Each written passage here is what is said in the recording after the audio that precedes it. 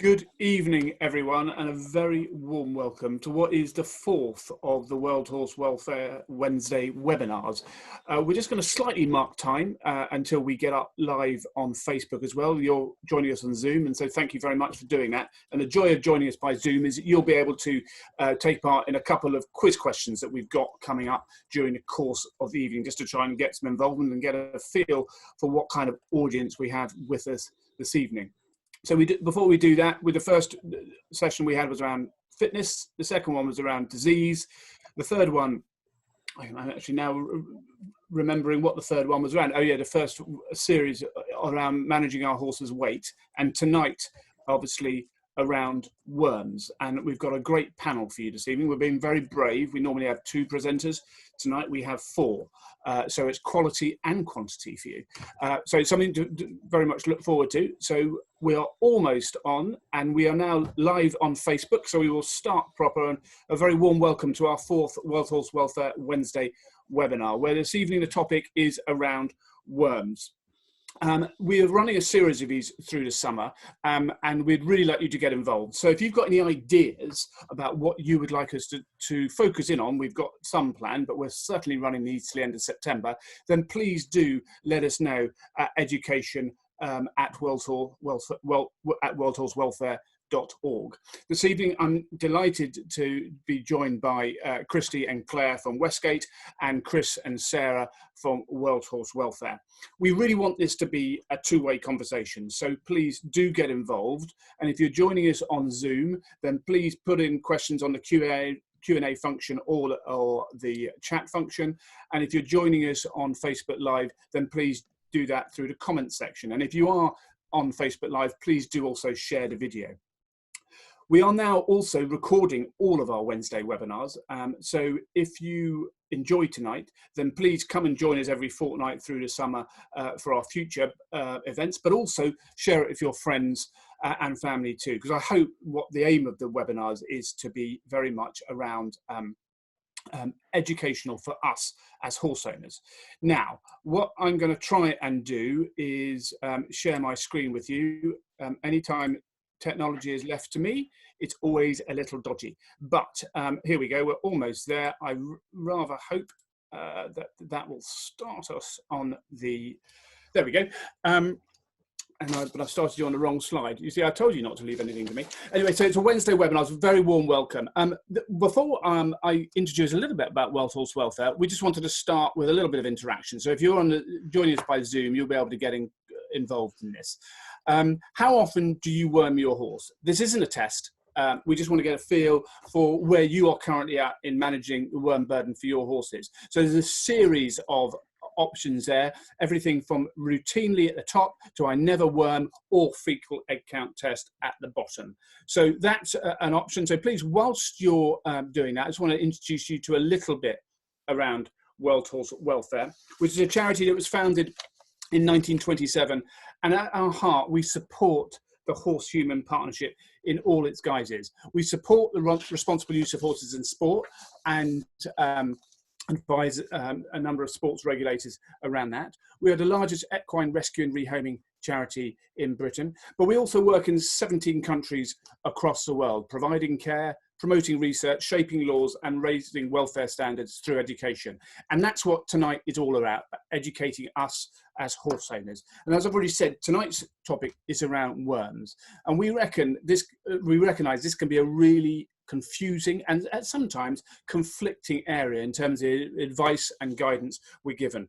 And of course, at World Horse Welfare, the animals that come into our rescue and rehoming centres, we see firsthand the repercussions of horses that do not have and have not been cared for appropriately and have significant worm burdens. But we also recognise that as owners, as I've already said, it can be a confusing area, and so we want to do best by our horses. How can we do best by our horses? That's why I'm so delighted to be able to be joined by Claire and Kristy and Sarah and Chris.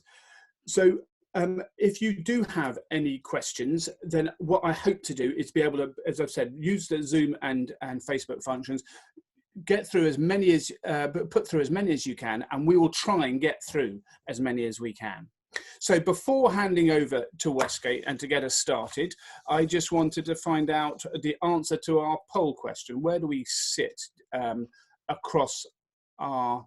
So we've got only 2% of people routinely, and no one never does, and everyone in between, but with most fecal egg worm counting, testing for tapeworm, and if necessary, but always worm for encysted redworm. Now, we'll find out whether what we should be doing and what the current guidance is over the course of the evening. So now, I'm delighted to be able to introduce you to Westgate Labs, who are an organisation that's had a close association with World Horse Welfare for many years. We've got Kristy, who's been with Westgate for 11 years, has a Dales pony called Fern, who's 3, who she hopes to dressage in the near future. She's qualified in the SQP, a Suitably Qualified Person, 10 years ago, back in 2010. And she's joined by Claire Shand, who is also a current horse owner, I think an owner of a Highland pony called Bertie. And she is very much a family business because Claire is the daughter of the founders of Westgate Labs, Gillian and David Booth. And Claire possibly wasn't a standard teenager because she liked doing fecal eggworm counts of her horse's poo or her pony's poo, and she found, delighted to find, that she had a very low egg count. But her dad, being a scientist, thought, I wonder how that compares with most of the British horse population. So poor old Claire, when they went to horse shows, Dad would go into the collection ring and scoop up a little bit of horse poo and take it off and take it away and get it tested. It's possibly something that scarred her for the rest of her life, but not too badly because she's still very much part of the family business of Westgate Labs. So with that introduction, I am delighted to hand you across. I'll stop sharing my screen so Claire can start sharing her screen. Claire, over to you.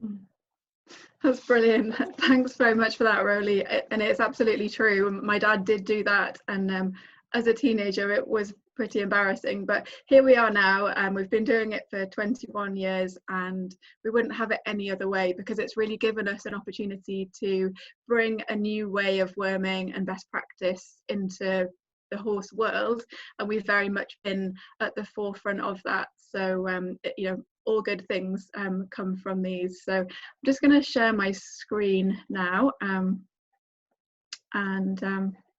that's emails, that's not where we want to be.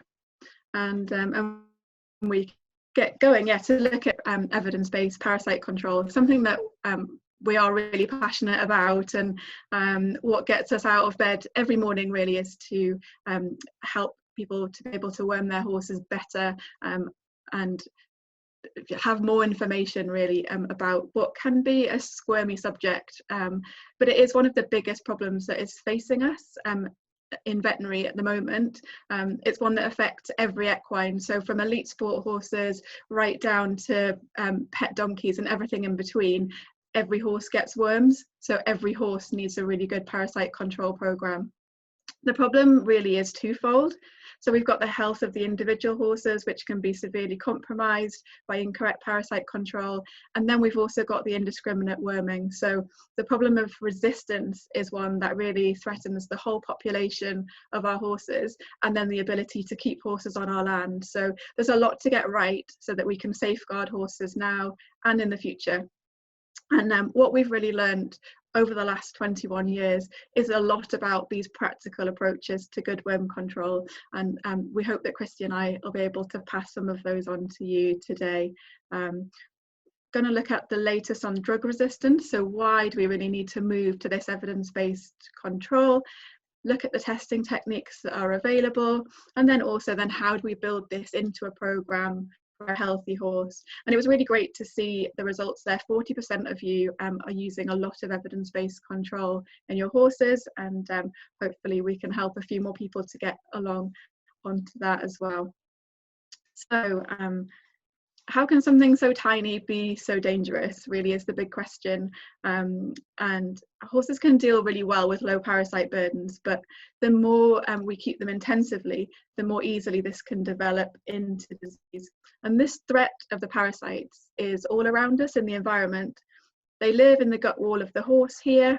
one single worm can lay like tens of thousands of eggs in a day, so that's an awful lot to kick out. They're passed in the dung onto the pasture, and then these little eggs will hatch and tiny larvae wriggle away, and what they're looking at is how to get back inside that horse and carry on that life cycle. And this picture here blows me away every time I see it. You see these tiny little larvae here, that's in a dewdrop on one single blade of grass, and these are out there on our pasture if we're not doing our poo picking and removing that dung frequently enough, ready to infect our horses. Just like antibiotics, however, the wormers that we have to treat this, we're seeing resistance building. And this table shows just some of that latest research on that chemical resistance. So across the top here, these are all the different parasites that we're looking to treat. And then down the left-hand side here is the drugs that we've got available. And there are a lot of drugs on the market, or brand names, but actually when you reduce that down to the active chemicals that are in there, there's actually only 5 drugs that we've got available for treating parasites in horses. So that's quite a limited portfolio really that we've got. The most numerous by far of them that we're seeing is the small redworm. So here in these 2 columns at the top. And then when we look down then at what we've got available to treat them, we can see there that there now isn't a drug that isn't showing some degree of resistance. So this is a really scary proposition for us as horse owners, that we are getting to a situation where we can't just be giving a wormer and know it's been effective. The yellow here for the ivermectin and moxidectin is starting to show shortened egg reappearance times on studies, and then we get even more serious with these older style chemicals that have been around a lot longer, the pyrantel there, so we know as strong P, and the fenbendazole there as Panaco. And these 2 are key really, the moxidectin that you'll know in a Quest and the fenbendazole and Panaco, because they're the ones that treat those encysted small redworm, the ones that are really dangerous and can mass emerge and cause serious health problems for our horses. So all in all, the picture there is really looking pretty tight in terms of what we've got for treatment. And we're now looking at, well, you know, what can we do about it? And this is the challenge really that we're taking to horse owners is, could you be giving unnecessary wormers? The worms have to be exposed to a drug in order to develop a resistance to it. So it stands to reason that the fewer chemicals we use, the more we can slow down the development of resistance, meaning that we can have them effective for much longer into the future for our horse owning. But the flip side of that is that simply widening the gap between worming doses to say every 6 months isn't good enough either. So the life cycle of this small redworm that we're looking at is between 5 to 6 weeks. That's from egg to adult worm. So it means that a brewing parasite challenge can really quickly get out of hand. So we need to look at how we can safely and effectively minimize this exposure to the wormers.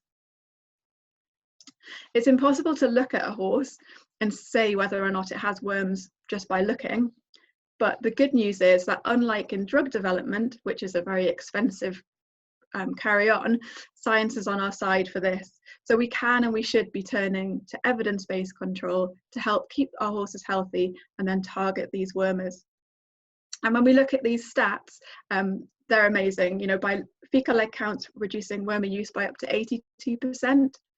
And using the Equisal tapeworm test, similarly 86%. So these are fantastic numbers and really just points to we need to be switching our strategies and getting on board with this. So we're going to have a little look at, remind you of the different parasites that do affect horses. We've got these guys on the top row, which are the most dangerous to affecting horses pathologically. And then on the bottom row, ones that are more incidental. So we need to be aware of them, but not something that we necessarily need to go in and test for routinely. And Kristy's going to cover that off shortly for us. And we're going to carry on looking at this small redworm, really, which is the most numerous. 95% of any horse worm burden is most likely to be these guys. You see the two pictures there. They look red when they've eaten, so they're blood sucking. That's what they do in the horse. But when they haven't had dinner, they look white. So we do sometimes see those occasionally in the horse's dung there. They have this really quick life cycle, which I've already mentioned, which is why they are so dangerous. And in large numbers, these worms themselves can cause things like loss of condition, weight loss, anemia, distended stomach, staring and dull coat, diarrhea, colic. These are all things to sort of look out for and potentially suspect a worm burden challenge, but you might not see them. You know, they can harbour a lot of these without any sort of particular difference. And then, but long term, they can then seriously damage the intestinal wall because of this feeding they do, reducing the ability to absorb nutrients, and the horse becoming a classic sort of bad doer.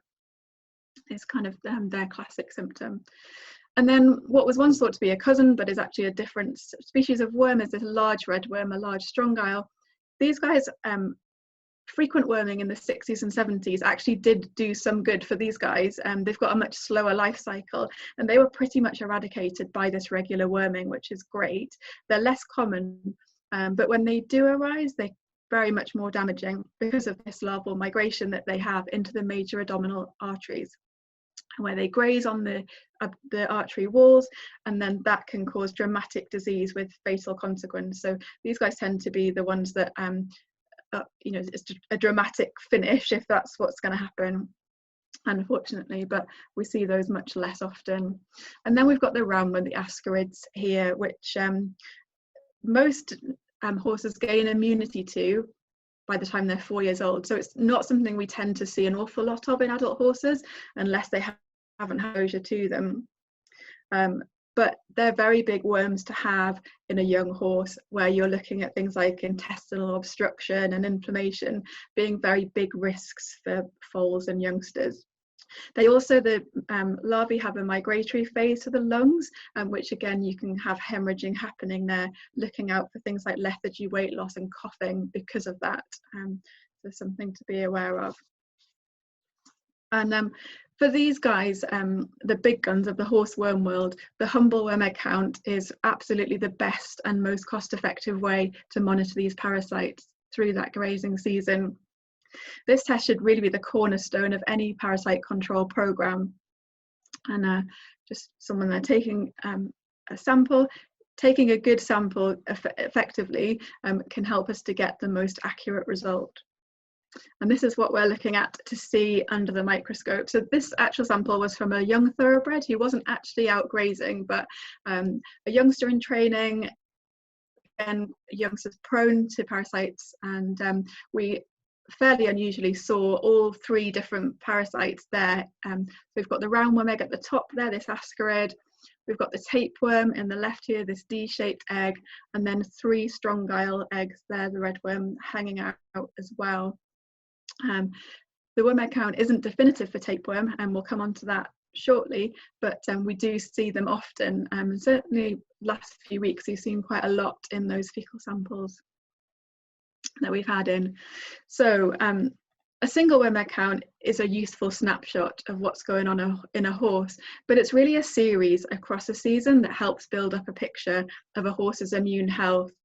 You can really get to know which horses are carrying the worms and help to manage those effectively. We say to conduct them every 8 to 12 weeks, depending on risk. Adult horses can usually go about 3 months, but we reduce that down for youngsters and those that are higher risk.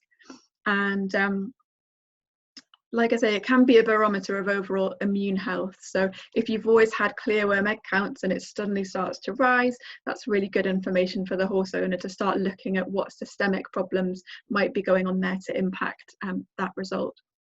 We use a worm egg count, again, quarantine and test new horses coming into a herd, but we want to be really careful about what's coming into the horses that under pasture from outside horses. They could be carrying large worm burdens that could then shed eggs and infect the other horses coming in. So again, something really to be aware of there. And we can use them as a reduction test. So we're really looking for resistance, monitoring that wormer efficacy by using them after treatment, and knowing we've got a count, treat the horse, and then after that we'll know whether we need to, there is any resistance to that particular chemical that's being used, and we'll build that into a program as well, which Kristy will go on and explain. And so we see then the results that come through, and we express as eggs per gram, and at Westgate we use a traffic light system to indicate when that needs attention. So horses, like we say, can deal well with low wormer counts, don't want to step in with a wormer necessarily, because we're not trying to eradicate them all, that's impossible. We're looking at when do we need to step in and help that horse to overcome that worm burden, and that for us is around the 200 eggs per gram mark. Being a medium count, we want to worm the horse. If it gets higher and into the 1200s and over, that's a high count. We're going to worm the horse, but we're also going to look at the management of that horse to help and bring that under control. So that's sort of a key part of that. And again, I know that a few of our speakers have got more information on that. So I'm now going to hand over to Kristy, and she's going to take you through some of the next parasites and how to deal with them. Okay, thank you. Over to you, Kristy. Brilliant. Thanks, Claire. That's fantastic.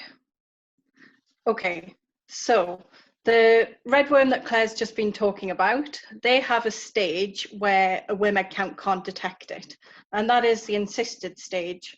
So it is a larval stage of immature redworm. This means that they're not egg laying and can be secreted away into the gut wall.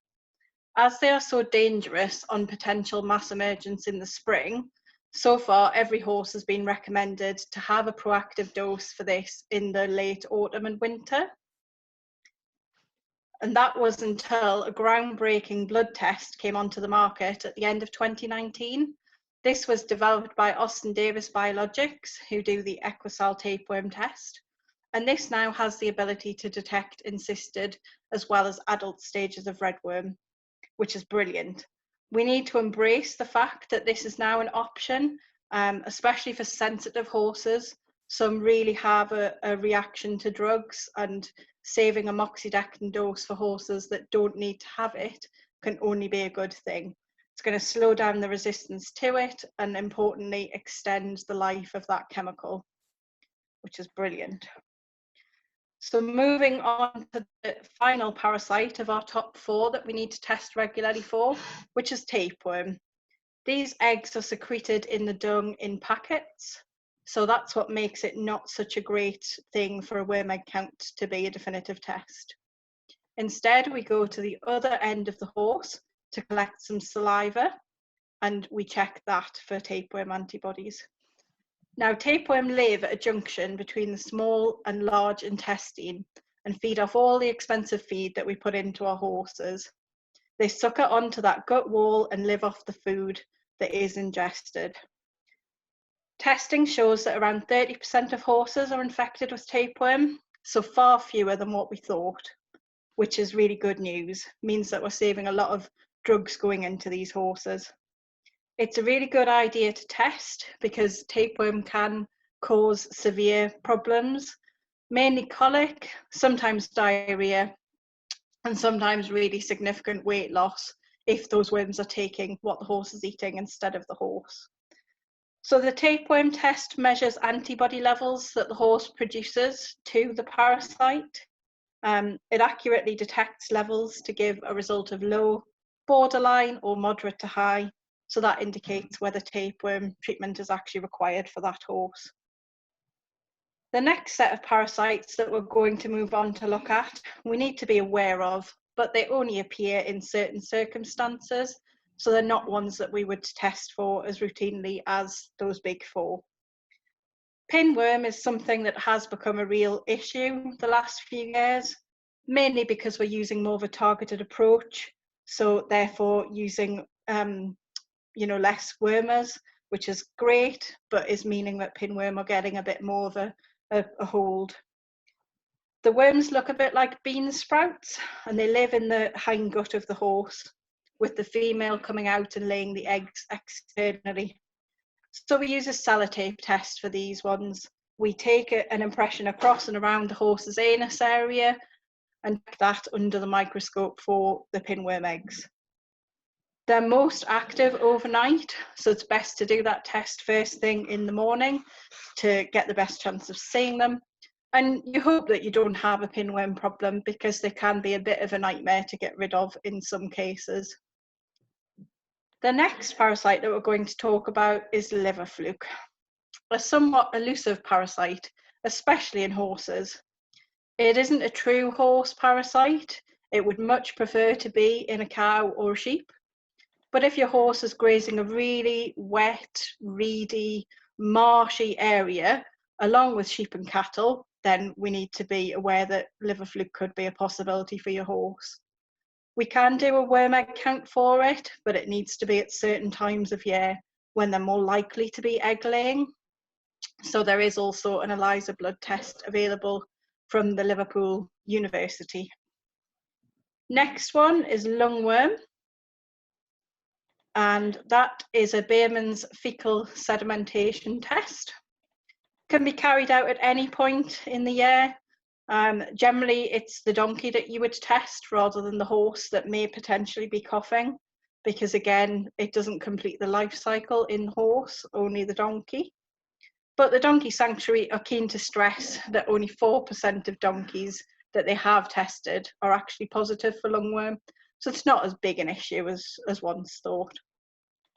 The last one of the troublesome 8 are bots.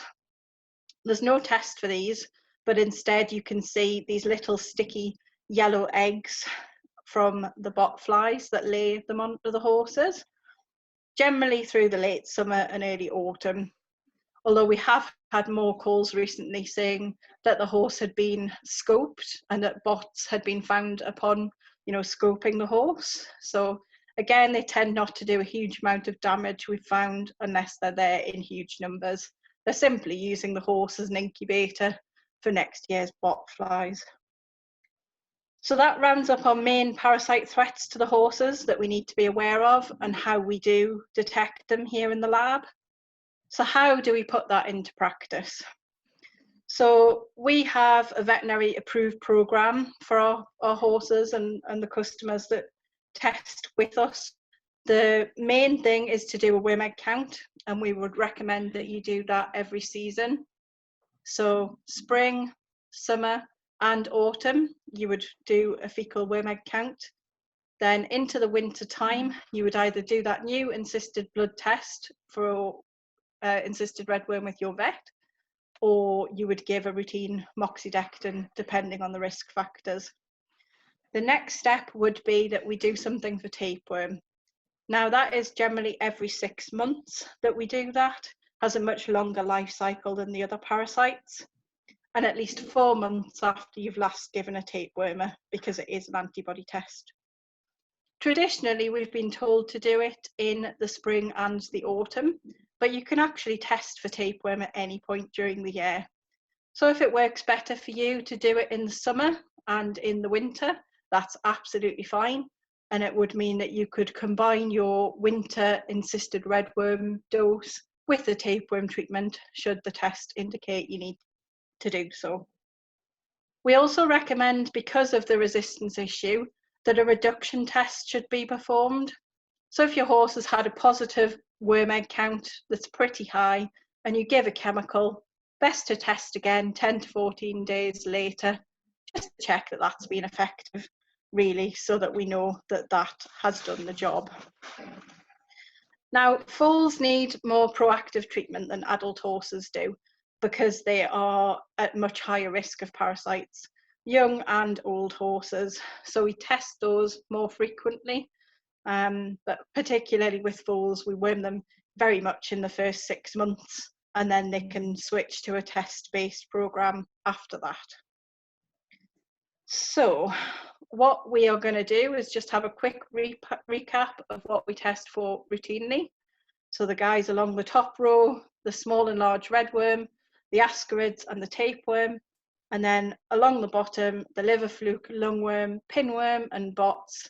We only do something with those if we actually really need to. The next part is about what influences parasites. So the biggest question that I get asked on a daily basis is, why does my horse have worms? Some customers are horrified to find that their horse has a high burden of worms, but it's actually pretty common for that to be the case. We need to identify the ones that are of higher risk and treat them accordingly.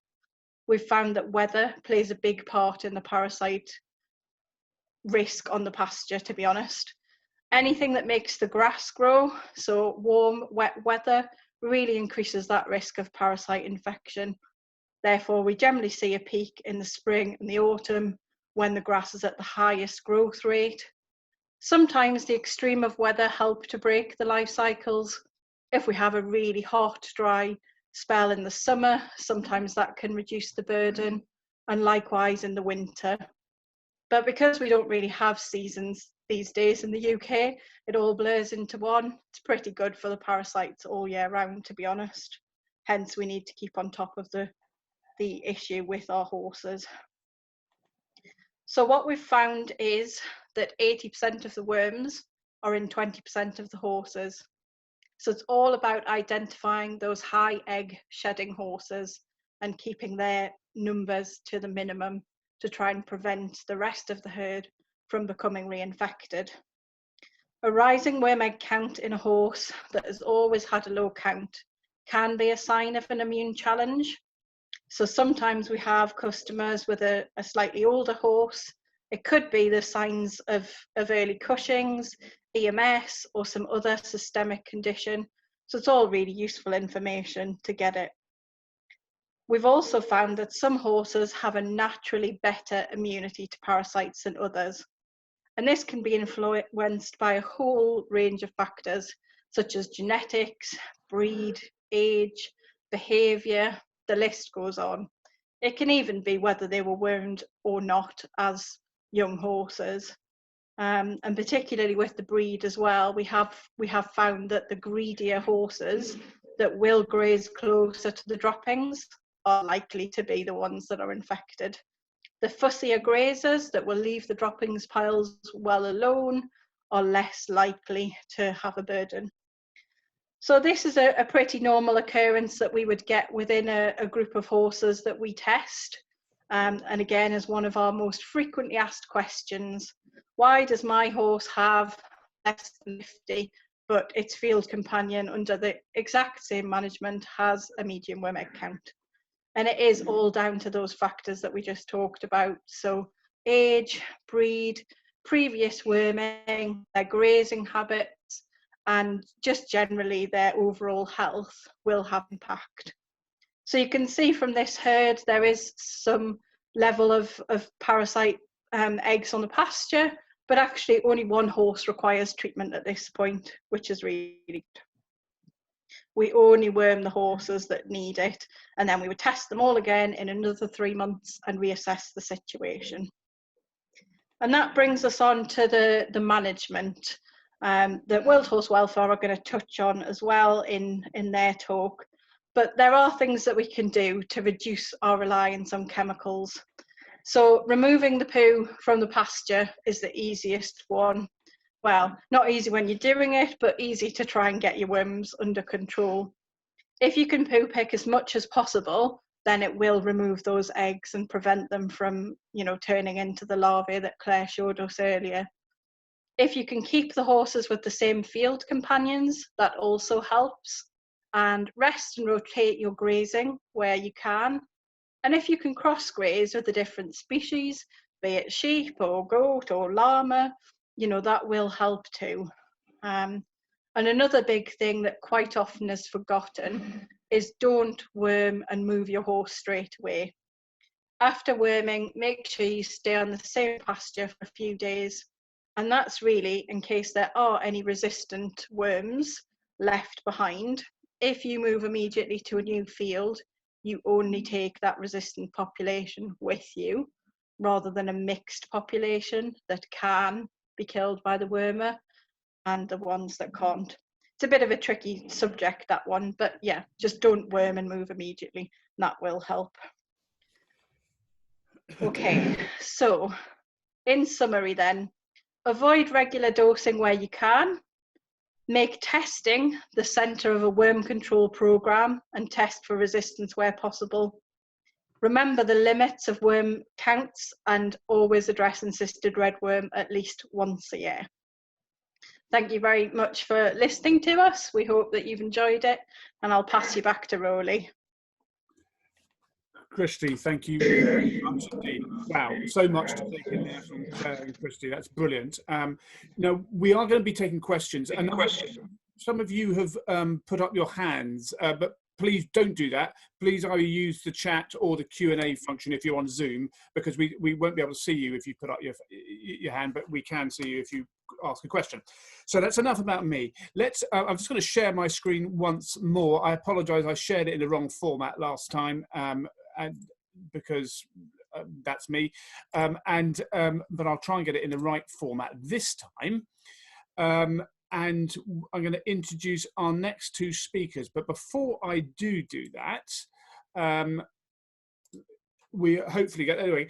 We're going to have a second poll. So Kristy did talk about poo picking. How often do you poo pick your fields? So you've got everything from daily to never.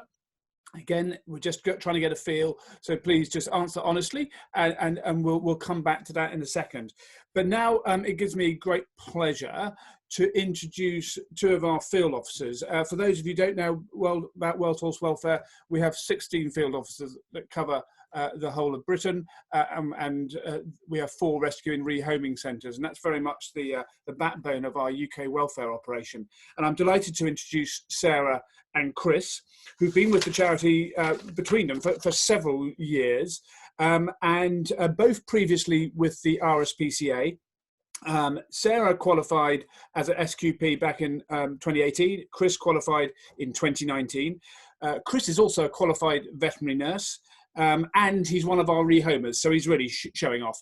But on a serious note around rehoming, we are anticipating this winter, because of the fallout of the pandemic, that we will have a really serious welfare crisis on our hands, and therefore it is so important that the way we can help those horses by having space in our centres. So if you are thinking of buying a horse or a pony, then please maybe just think of rehoming first from Wild Horse Welfare or one of the other charities. So I'm delighted to introduce Sarah and Chris. Before I do, let's just see where we ended up on the poll results. The vast majority, 60% daily, and actually 21% never, because they rotate or harrow their fields. So we'll come back to those during Chris and Sarah's presentations. Chris, over to you. Hi, it's actually Sorry, Claire, so over to you. No, it's Sarah. Sarah, try Sarah. Sorry, Sarah. It's okay, Rayleigh. Right, I have never done this before either, so hopefully we can do this. Yeah, almost there. Wow, that's the end. How did that happen? It's a bit slow. Right, there we go. Okay, from the beginning. From the beginning. Well done, you're on. Okay, I'm there. Okay, so I'm Sarah Tucker. I'm a field officer. I cover the Lincolnshire and the Yorkshires predominantly. And Chris will introduce himself, I'm sure, when he takes his first slide. So just moving on. So in our presentation, we're going to be discussing why field officers have qualified as SQPs, that's suitably qualified persons. We're going to be discussing weigh tapes and why knowing your horse's weight is essential. Spit out and disposing of the wormer tube safely. Pasture management and why it's so important. Worming of welfare case horses in our farms. And explaining why resistance is so important, and we're just going to be touching on what Kristy and Claire had said. There are 16 field officers that cover the whole of England and Wales and Scotland, and only 2 of us field officers so far have become SQPs. I believe the others will be qualifying soon over the next couple of years. SQPs are permitted to, under the Veterinary Regulations Medicine Act, to prescribe certain prescription-only medicines for endo and ectoparasites. The field officer's main roles are investigating concerns of neglect and suffering, advising and educating horse owners on all aspects of horse ownership. Sarah and I have also taken the SQP, which enables us to give worming advice on welfare concerns, also to other field officers and headquarters staff. Field officers check on wild horse welfare rehome ponies, ensuring they are safe, settled and healthy. And we also work with the rehomers, providing a support network, and are always there if need be. Wild Horse Welfare are working in partnership with Westgate Labs, and we also offer a reduced fecal egg count for our rehomed ponies. Field officers are also providing advice and support to other agencies such as the police, the RSPCA, local authority and other equine charities.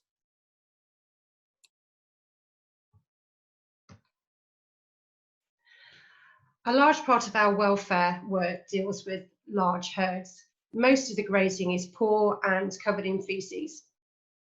When grazing large number of horses together, owners are unable to pick up the poo or rotate the paddocks easily, and that's predominantly due to space and time.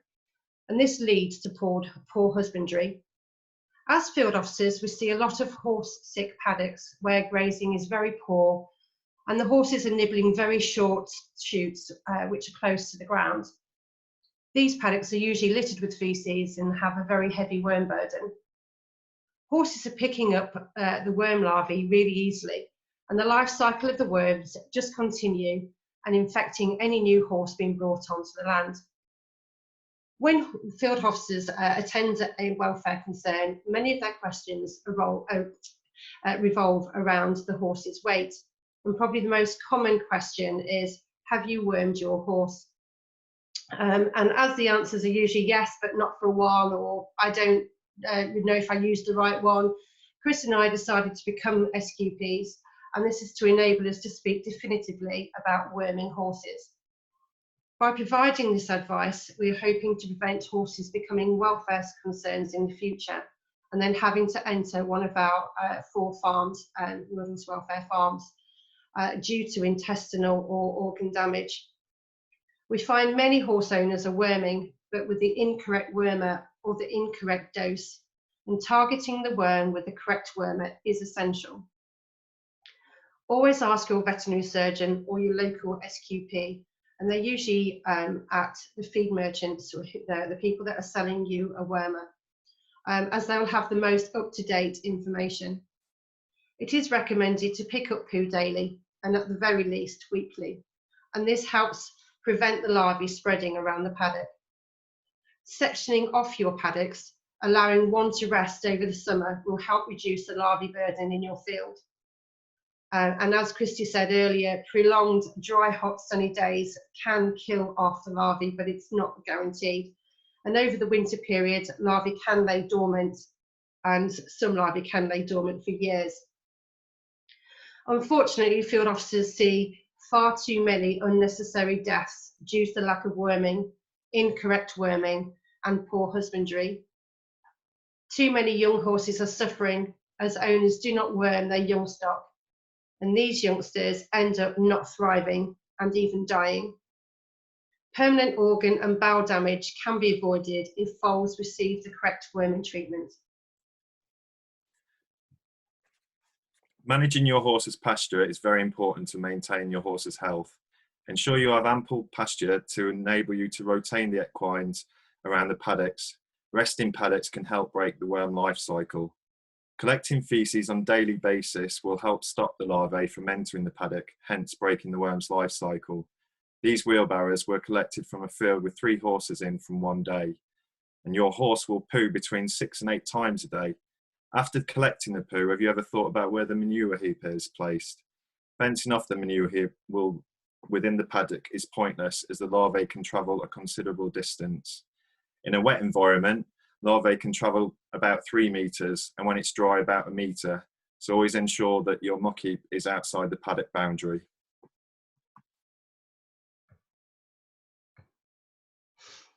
These 2 images show the type of pasture that we see horses living in. The picture on the right was taken in the summer and shows a herd of 30+ ponies having to be fed hay as the pasture was so poor. These paddocks are never allowed to rest, they're never fertilised or have their faeces collected. No wonder the grass doesn't grow. Horses are kept in close proximity to one another and contained within small paddocks, and this creates an ideal breeding ground for worms. I'm often asked, how come horses in the wild don't need to be wormed?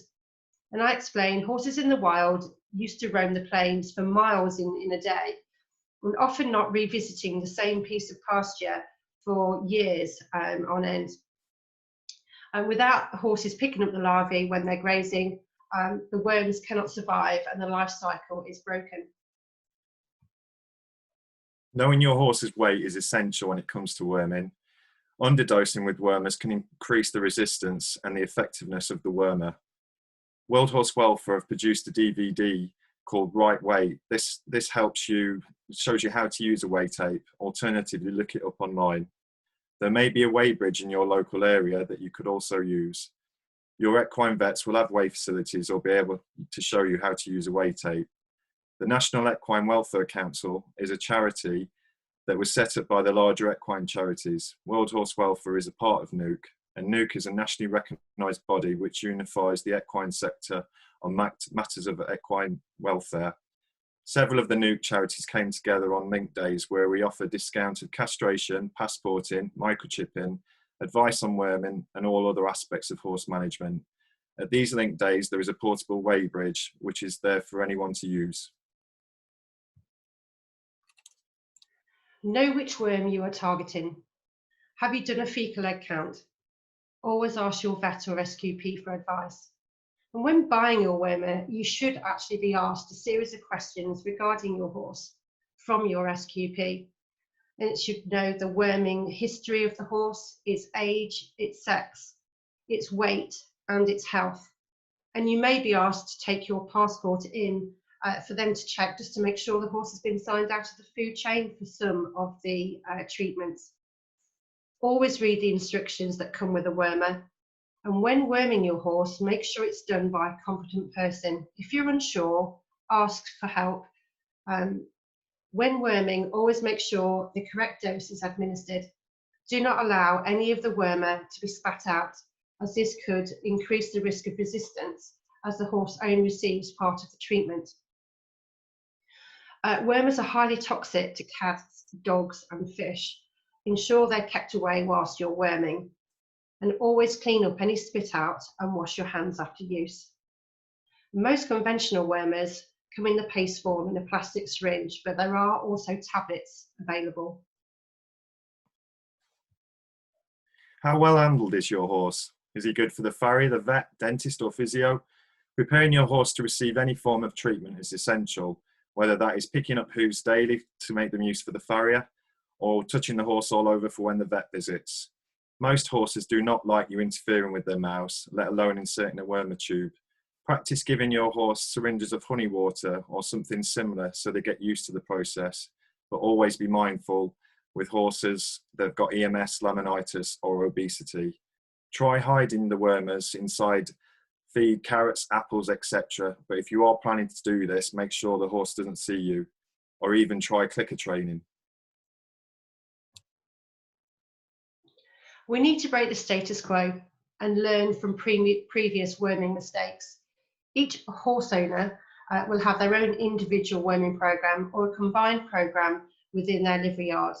This may be alternating wormers or worming at the same time each year, usually when there's a change of season. However, by taking a fecal sample, a saliva test for tapeworm, a blood test for encysted redworms will give you a true indication of the burden that you have present. And with this information, you will be able to target the specific worm with the correct wormer. Now, it's just a bit of a warning that the next few slides may have some, you might find some graphic details on them. So we've discussed targeting the correct worm with the correct wormer, and also the time of year, age and health of the horse. But over the years, many worms have become resistant to various wormer treatments. And at present, there is only one active ingredient that controls and kills the most deadly of all the worms, the encysted redworm. Resistance occurs because a very small percentage of worms have the ability to survive chemical treatment. This can be due to underdosing, or if you've not got your horse's weight correct, or if there is spit out. When these worms that are resistant reproduce, their larvae is also resistant. It is the same active ingredient. If it is repeatedly used, the resistance will just increase. And scientists say that there is no new worming treatments in the pipeline, so we must protect all wormers, especially moxidectin, the only one that kills all stages of the encysted redworm. And another warning that the next slide does contain upsetting images. Time for a change. Isn't it about time that we did something before it's too late? By continuing to give incorrect wormer or dosage, we are enabling the worms to become more resistant. Resistance to wormers continues to grow. What happens when we've got nothing left to treat the worm problem? We could have a global pandemic, and that would result in horses and donkeys suffering around the world, and there would be nothing that we could do to fight it. I do not want to imagine a world where there are no wormers. This collapsed youngster was found by a member of the public who contacted World Horse Welfare. I contacted the RSPCA, a vet, and the police, and the colt was removed to a local boarding facility where he was placed on a drip and given pain relief. Unfortunately, he died a couple of hours later. But before he died, the bloods and fecal tests were taken, and the results showed that he had a massive worm burden and that he died from toxic shock due to the encysted redworm migrating from his intestines all in one time. The owner received a custodial sentence for the suffering he caused this young pony, but this was totally preventable, and we all have a responsibility to protect the horses. And the next few images are also have a graphic warning on. In January 2011, World Horse Welfare received an urgent call regarding a mare and foal that were underweight. Rona and her 6-month-old Silky arrived at Bellwade Farm, obviously malnourished but bright and once settled, eating well. Our vet assessed both and gave them a body condition score of less than 1.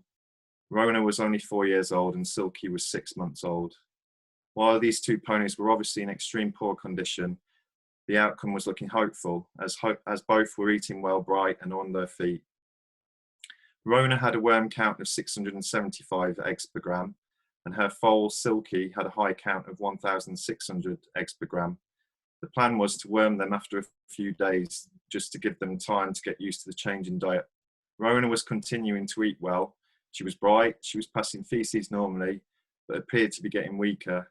And following the next few days, she began to struggle to get herself up, and she needed help. Unfortunately, her condition continued to deteriorate and reached the point where it was unfair for Rona to continue. 16 days after she arrived at Hall Farm, she sadly was put to sleep. A post-mortem was then carried out on Rona, and on examination, her gut was showed to be really damaged by the worms, and that she was no longer able to absorb nutrients, hence the reason why she was getting weaker and not stronger with feeding. More horrifying was the discovery that her blood vessels were full of worms, having migrated out of the gut, possibly due to the lack of food going through Rona's system. It was shocking to see this level of damage with a mare that was only 4 years old. When a new horse arrives into one of our 4 farms at World Horse Welfare, we always quarantine for at least 2 weeks, and that's to prevent cross-contamination of various diseases and illnesses. And during this quarantine period, fecal samples are taken and sent off for testing. And if there are worm eggs are found, the horses are treated accordingly. By isolating these equines, we also ensure any new horse arriving onto the farm doesn't shed worms or the worm larvae to horses already in our care. Isolating any new horse that arrives onto your yard and taking a fecal egg count will help protect your fields from becoming contaminated. When worming an underweight horse, all of our 4 farms take expert advice from our vets. Blood samples are taken to check any health issues and inflammation markers relating to worm damage. Fecal samples are taken to check for worm burdens. Horses that are underweight or suffering from an underlying illness may require additional treatment along with the wormer, e.g. antibiotics, steroids or probiotics. Sometimes equines are not wormed when they first enter the farms. They may need to gain weight and strength before their bodies can withstand the wormer. In 2018, World Horse Welfare received a call from one of our supporters saying there was a horse wandering around an agricultural field that had access straight onto the A1. Luckily, when I found, and I called in Quartz, we were still in this agricultural field, but I couldn't believe how close he was to the actual A1. And our supporter had provided him with some hay just to keep him occupied really and keep him away from the road. When I tried to catch him, he was very, very nervous. So I contacted a local equine charity and asked them to come and help me. They brought their catching pens. So quickly erected these pens, and we confined Quartz within these, and sort of no stress, and there was no danger to him or to the people on the A1. He looked a little bit ribby, but he was bright and he was alert. And so the only signs of anything that I could see wrong with him was he had a little bit of diarrhea. But when he arrived at Penny Farm at Blackpool, he had a very high body temperature.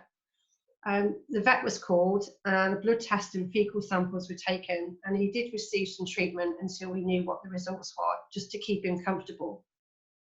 His blood results came back and indicated he too had a massive infection, which the vet said was due to a severe worm burden. Quartz was really very poorly. But Quartz was one of the lucky ones. He received the correct treatment and was able to make a full recovery.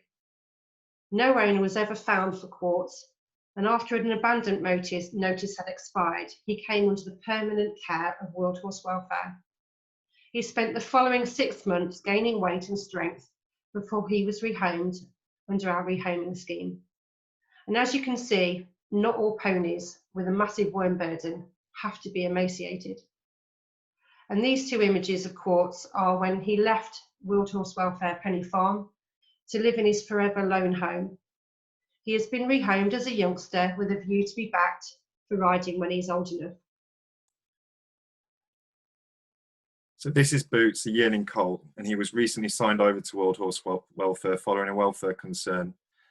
Although Boots appeared to be fit and well, when I first sent away his fecal egg counts, the results came back as quite a shock.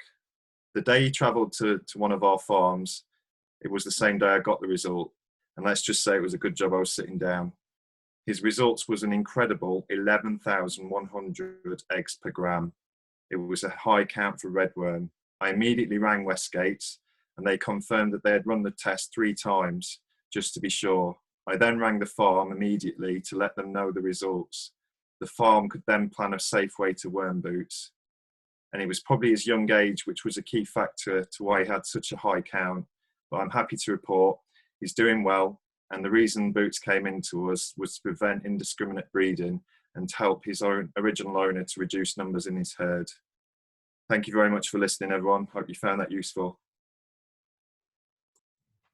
Sarah and Chris, thank you so much. That was absolutely brilliant. Now, we have got lots of questions, so I'm not sure we're going to get through all of them, but so if we don't answer them tonight, then please send them to education@worldhorsewelfare.org, and between World Horse Welfare and Westgate, we will get them answered for you. So let's kick on. We've had a lot of questions around poo picking. And Kristy, you introduced the concept and the idea of poo picking, which we all love doing so much. Some people said they can do it in the spring and summer and autumn, but it's very difficult to do in the winter just because of the state of the ground. What can we suggest for those people? Yeah, absolutely. It's really hard to do it in the winter, and we're up in Northumberland, so you can imagine how muddy it gets here. It really is just a case of managing to do it as frequently as you can. And if you can't do it in the winter months, then have a sacrifice area. Have an area that they're only going to be on in those winter months and be able to move them in the springtime to fresh, clean, rested pasture that you'll then poo pick during that time. That really is the only solution, to be honest, to not being able to do it in the winter. Right. Brilliant. Okay. And the question here about the role of harrowing. Claire, what we didn't talk about harrowing, I don't think. What part does that play? There's a few people who mentioned about harrowing and what part that plays in controlling worms. Yeah, harrowing's a difficult one really, because we don't have the right climate for it really in this country. So you'd want to be doing it on a really dry day for it to have any impact, because you're wanting the heat and the to dry it out, the UV light to, to break apart the feces there, for the light to get in and kill those worm eggs there. But where it's damp in this country, all we're really doing is spreading the problem around the field. So horses generally will, in the fields they're in, will poo in rough patches and graze the lawn areas.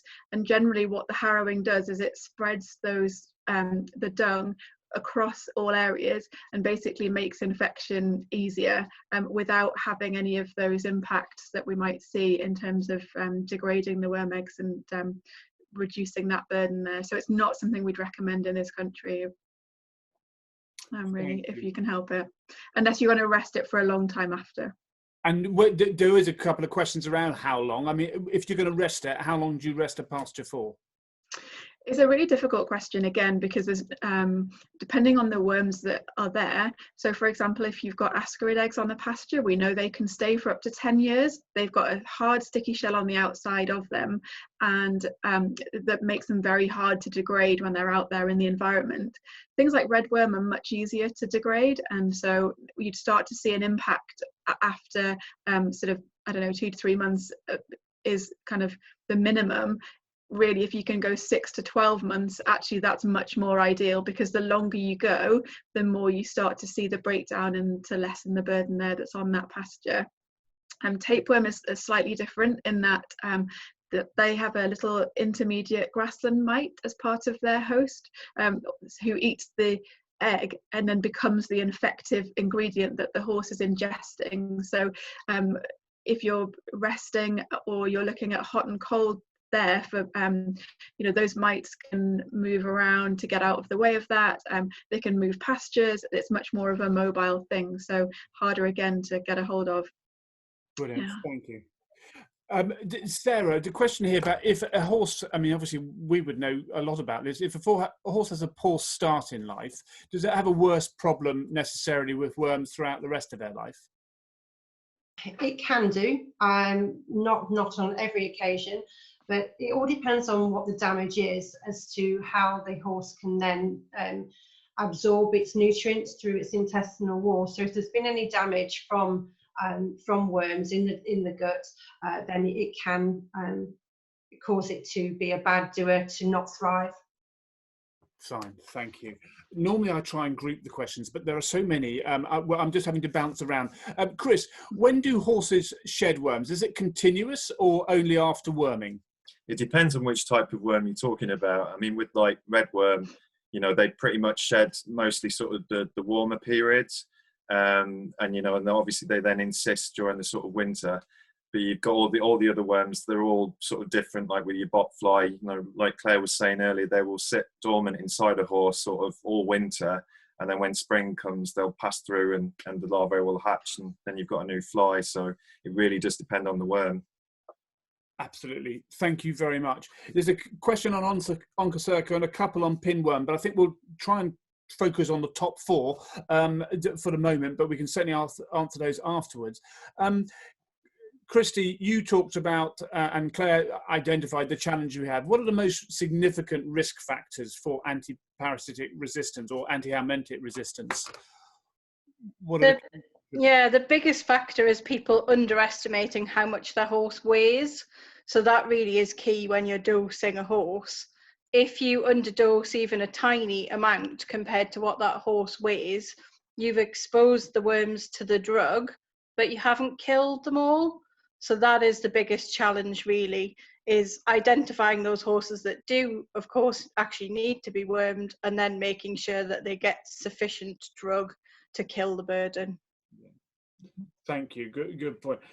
Claire, do we have any idea what percentage of horse owners test before worming compared to routinely worming? It's a really good question. We'd love to know the answer to it. More and more, to be fair. We've been doing this a long time, 21 years. When we first started out, not many people had even heard of testing. We go out to a lot of shows and events, we talk to a lot of people, and now at least if people aren't, they're aware of what worm egg counting is and how to use it. And instead of looking like they don't understand, people look guilty rather than they haven't heard of it really. But I think it's rising all the time, which is fantastic. But it could still be higher. There's still people out there who can do more. Chris, I think you've answered this because someone said I clean my field every day, but my neighbour doesn't poo pick. Will my horses be affected? But you said it's 1 metre in the dry and 3 metres in the wet. What can we do if people are in livery yards and some people are taking poo picking more seriously than others? I try and maybe put a bit more of distance between those horses. If you can perhaps put some electric fencing up and just give a bit more distance to make it harder for that larvae to sort of migrate across the paddock to yours that you are poo picking. So or try and have a word with your neighbour and see if you can get them to understand the problem as well. Because it's the best thing to do is to poo pick. It really is. I can't stress that enough. Also, really, just to go in on that, maybe speaking to the livery yard owner. Just to sort of say, really a sort of good practice for all liveries, for them to put that into a contract, that poo picking is a done deal on this yard. It's a really good idea. In fact, Sarah, I was going to ask you, because someone who is a livery yard owner is saying, should they be doing more about the checks that when people come in? I think they ask for fecal egg worm counts, but should they be asking for saliva tests and blood tests for encysted redworm as well? Ideally, yes, and also to think seriously about quarantining any horse that's coming onto their yard. Obviously not just for the likes of strangles and other diseases that horses can get, but not wanting to contaminate their own pasture with a horse that you might potentially not know what the history of the worming is. So ideally, if it is kept in quarantine, then a blood test, a saliva test, and fecal egg count could be taken, and if that is sent through, for instance, to Westgate Labs, within a couple of days, you get the results, which worm it is that you need to be targeting, if there is any. Again, it might not be that they need to be wormed, so don't worm them if it's not necessary. It used to be you would go and just give them carte blanche wormer, because it's a new horse on the site, but you might be just giving them something that they don't need, and it's costing money for no reason. Kristy, you mentioned, I think that it is Austin Davis Biologics that actually do the encysted small redworm blood test, but does that have to be carried out by the vet? Yes, so a vet will need to come and collect the blood, and then that gets sent off for analysis to Austin Davis. They are hoping to do a saliva version similar to the tapeworm one, but that is a little way away yet from being able to be done by the horse owner.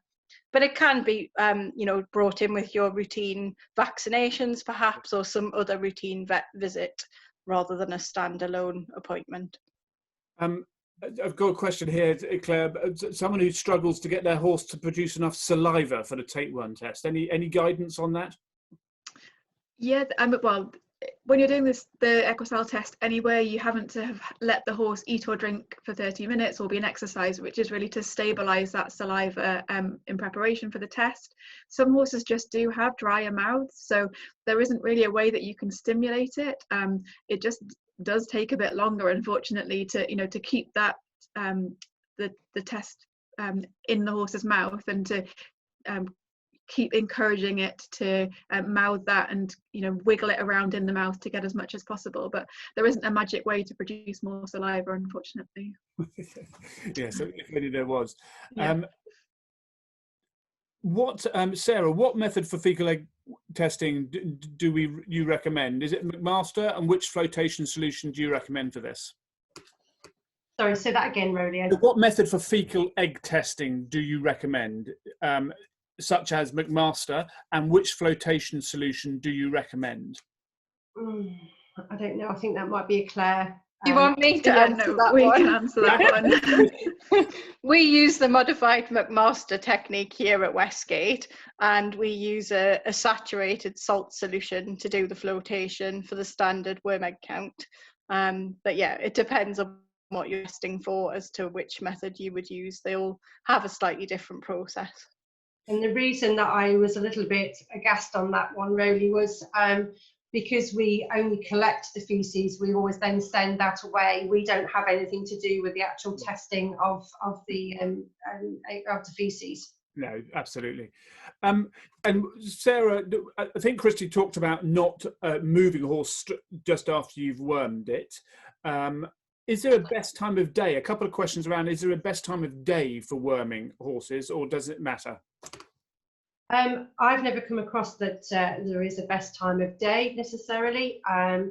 Because obviously a horse is a grazer to be grazing, their guts are working all the time. So it's not like they have a fasting period of sorts. And yes, to keep the horses off the pasture to prevent contamination. And as somebody mentioned earlier, with regard to if you haven't wormed your horse correctly and you are then creating resistant worms, and that resistant worm is then going on to new pasture, you are then breeding a new herd of worms that are then resistant, and they then go on to produce and reproduce more resistant worms, which is not what we want. Absolutely. Question here, Chris, about someone who's got a closed herd of 5 horses, poo picks daily, has done all the tests, insisted redworm, saliva, tapeworm, and fecal egg count, and they're all negative, and they have been for a long while. Do they need to keep testing? I'd say it's probably beneficial just to be sure, because it depends where those horses are being grazed. Because if other horses, say, are coming past, if it's on a bridle path or near other herds of horses, then, potentially they could be getting introduced that way. And I recently had a case where a horse had been living on its own for about 5 years, and in the middle of nowhere, no other horses around. And I kind of thought, well, maybe it's going to have a low count. And I sent it off and it was extremely high. And the only thing the owner could say to me was that the deer were regularly walking through that field, but I'm not 100% sure if deer do sort of pass them around. So, but I would say it would be beneficial just to have peace of mind, really. And of course, Kristy also talked about earlier, didn't you, about actually a horse that's unwell for another reason, equine metabolic syndrome or whatever. Actually, that can impact on its worm egg count as well. Yeah, absolutely. So anything that compromises the immune system, we have found can lead to the horse having a parasite burden. And that's the most alarming thing for a horse owner, when they're used to having clear worm egg counts coming back frequently, and they suddenly have this really high result. They often question it, can it be right? Is that really my horse's test result? But it is just that immune challenge has weakened the horse's system and let the parasites in. So the parasite threat often doesn't change, but the horse's response to those parasites is the difference. Thank you. I'm sorry, I feel like I'm in a swimming race at school going backwards, because as quickly as we ask questions, more come. Claire, one of my horses has always had a high count, and it's had a high count since January, and I've tested it every 8 weeks. How can you tell if the pasture is causing a worm problem, or if it is an insisted problem? Well, there's a few things that you want to unpick there. So you want to be looking at, is it that the horse is the drug that you're treating with being effective? So to do the reduction tests 10 to 14 days after you've wormed to make sure that that's coming down. So that would indicate then that the treatment had been effective. Looking at, have you used amoxidectin, for example, to for that insisted stages, to make sure that there aren't larval larvae coming out into the horse's gut after treatment, and then also then looking at what's the reinfection. So then could it be pasture? Could it be coming from an external place? So all of those things combined could be a problem. And then again, going exactly back to what Kristy was saying about immune response, you're looking at then, is the horse susceptible because of one of those other reasons, for example, too. Brilliant. Thank you. Kristy, this one, I'll come back to you. It's a question, why is worm counting so expensive if it's promoted as the preferred method for effective worming? Well, we would say that worm egg counting is not expensive, because having a horse is a huge expense, and the amount of money that we all pay on livery, on buying a rug, or a new numner is all very expensive. So £7.50 for a worm egg count is not expensive in the grand scheme of having a horse. And the more frequently you test, certainly with ourselves, the cheaper it generally is. And it is so important, you're talking about your whole horse's health, and they can die from having worms, just like Sarah and Chris said. So it's well worth the investment, a little bit of money to make sure that what you're doing is working. Can only be a good thing. But also, if you do it right and you can get that worm burden down, it's going to save you money in the long run, isn't it? Yeah, absolutely. It really does. You're not going to be buying wormers every 3 months if you can get on top of a worm burden. So you do generally save money in the long term, like you say, if you're not giving expensive chemicals all the time. I think as well, can I just pop in there and say as well, we're looking at the future of horse health. So it's the land that has the resistant worms on it. So if that's building up, you're getting to a stage where you might not be able to keep horses on those fields anymore as well. And so, this is looking at long-term impact of horse keeping. So that in itself is really important. Sarah, someone said that they've been advised, regardless of their worm test results, that they should worm because the tests don't detect eggs in early stages. How would you answer that? So that would be with regard to the insisted stages, I would presume, and that is why so we've been discussing the blood test.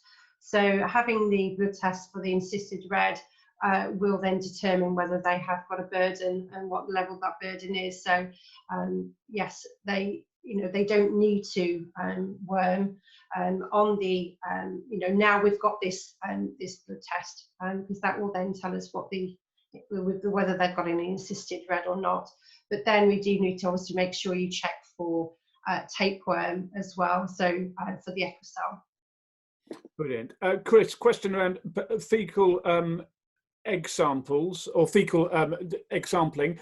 Do you have to post them straight away, or can you leave them a while?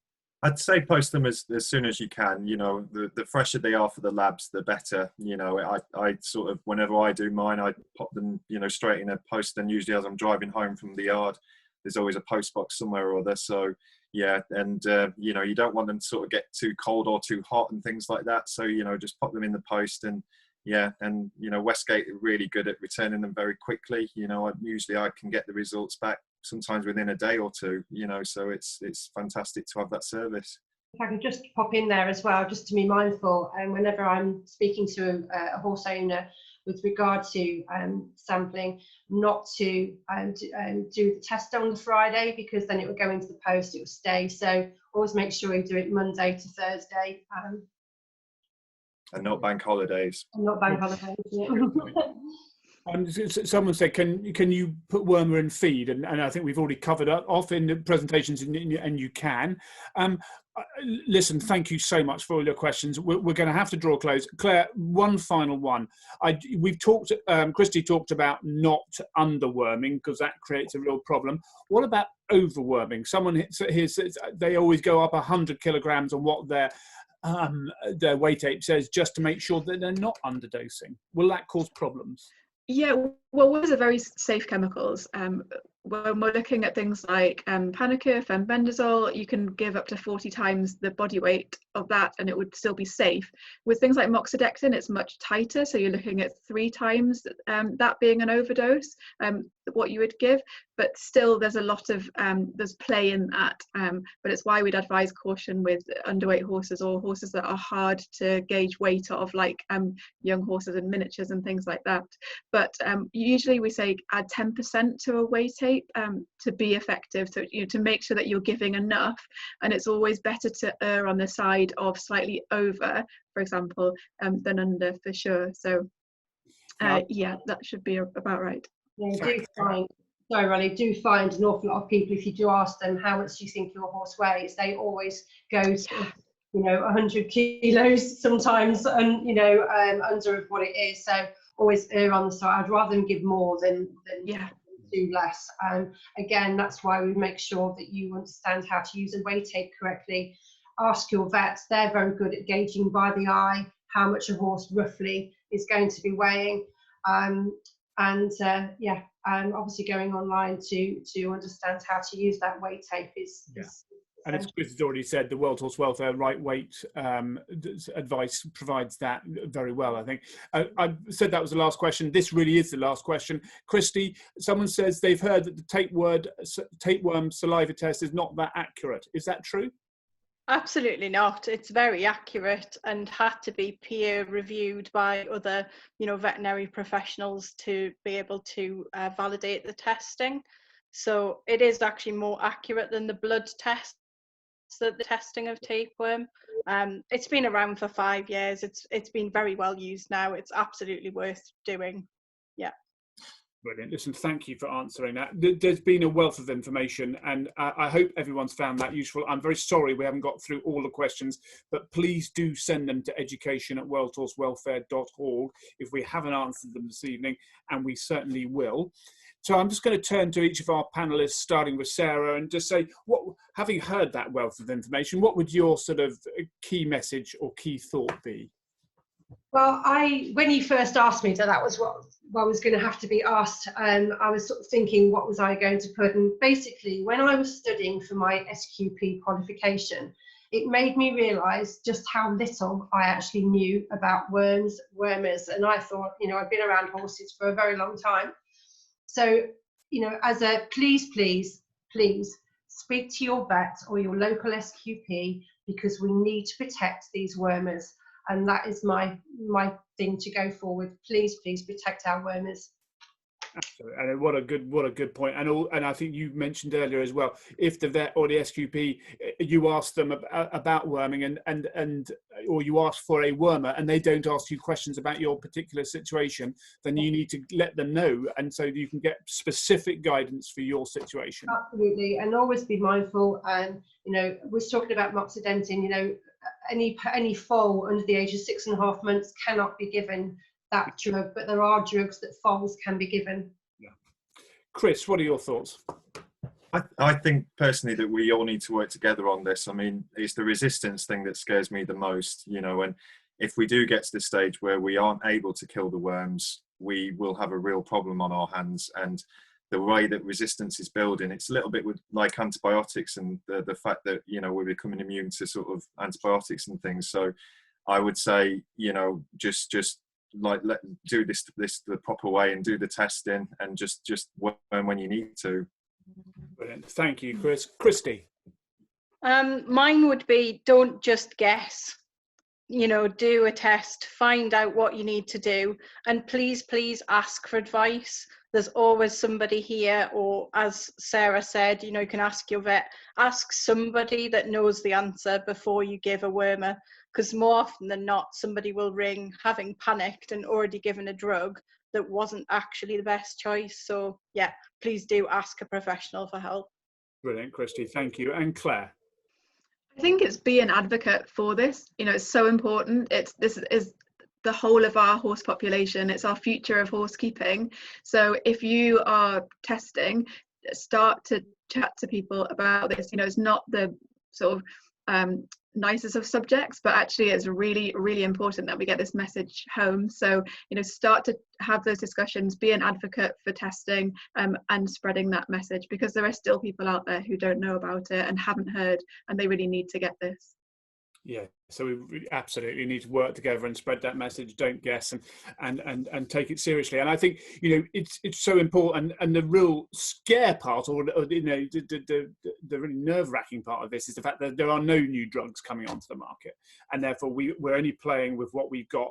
On the positive side, though, you know, we've talked about obviously poo picking, which is old as the hills. We've talked about worm egg counting, which again is pretty old. But then more recently, we've got the saliva test for tapeworm. We've got the blood test for encysted redworm. So there's tests. So our armory of being able to deal and manage worms is getting better. The basics are still the same. And as everyone said, please do go speak to Westgate, go online to World Horse Welfare, speak to your vet. There's a lot of advice out there. Please do take it, because it can be a very confusing and, say, times a conflicting area. So listen, we are 10 minutes over, for which I apologise. I apologise for not getting through all the questions, but please do email them to education@worldhorsewelfare.org.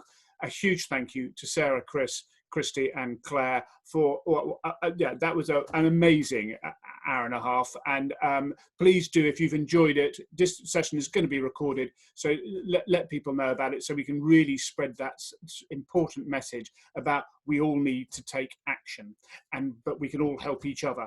So thank you very much. I hope you're all doing well during this rather strange summer. Look after yourselves and take care.